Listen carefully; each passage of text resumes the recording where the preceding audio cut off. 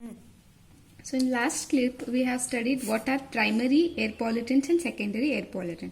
So let us discuss in deep with the examples. Okay. So we will study here what are the sources of that particular air pollutant, what are the effects and how to control that air pollutant in the atmosphere. Okay, let us start with some examples. So primary air pollutants, first one we'll take example as a carbon monoxide. Okay, so as you know, this carbon monoxide is also a air pollutant, which is primary air pollutant. So what are the sources here? So sources of this carbon monoxide are here it may be natural source or it may be anthropogenic source. So natural source is by itself it is taking place in the nature, and anthropogenic source is nothing but man-made sources. Okay, so in natural source this carbon monoxide is prepared, or it is formed by oxidation of methane from the marshy place by O2. So oxidation of methane, so take methane, undergoes oxidation and it gives carbon monoxide along with the formation of water molecule. So methane undergoing oxidation, it gives carbon monoxide along with the formation of this water molecule. So this is by natural process. So in anthropogenic source, that is man-made source, what happens here when the fuels, you can say any fuels, or the incomplete combustion of carbon and carbon containing fuels. So this can be caused by incomplete combustion, that is, so when your fuel is having carbon content, as you know, fuel is made prepared or it is synthesized by using hydrocarbons, so it has some carbon content in it. That carbon is not completely undergoes combustion, then that incomplete combustion of carbon or carbon containing fuels leads to the formation of the carbon monoxide, that you can say incomplete combustion of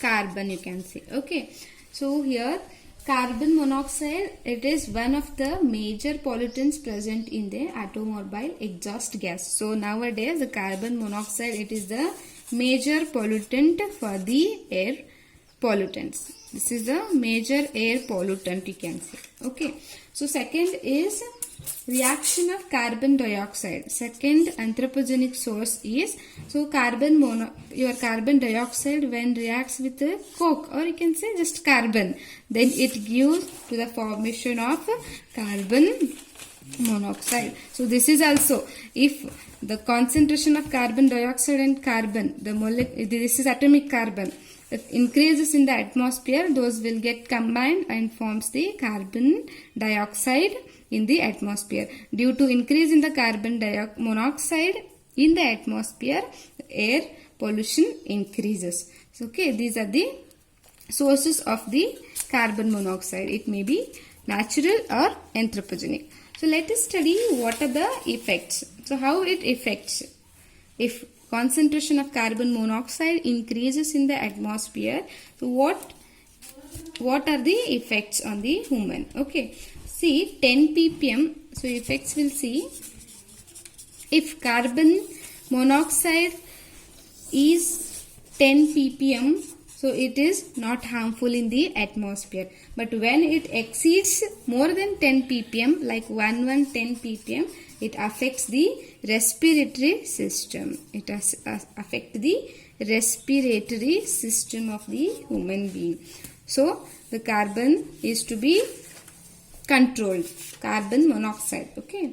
So a higher concentration of this carbon monoxide also leads to headache, unconsciousness, and even sometimes it finally leads to death also. So we need to control the concentration of carbon monoxide in the atmosphere.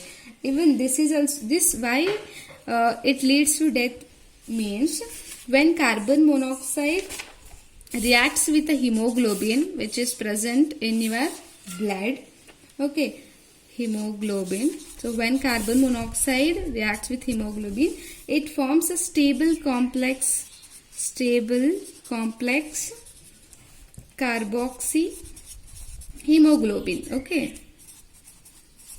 So when the carbon monoxide is binding with the hemoglobin in the blood, that forms the stable complex carboxy hemoglobin with the hemoglobin of the blood. So now the formation of stable complex carboxy hemoglobin, it loses the capacity. After the formation of this complex, your hemoglobin loses the capacity to carry the oxygen from the cell. Okay, so it fails to carry, hemoglobin fails to carry oxygen gas to the cells.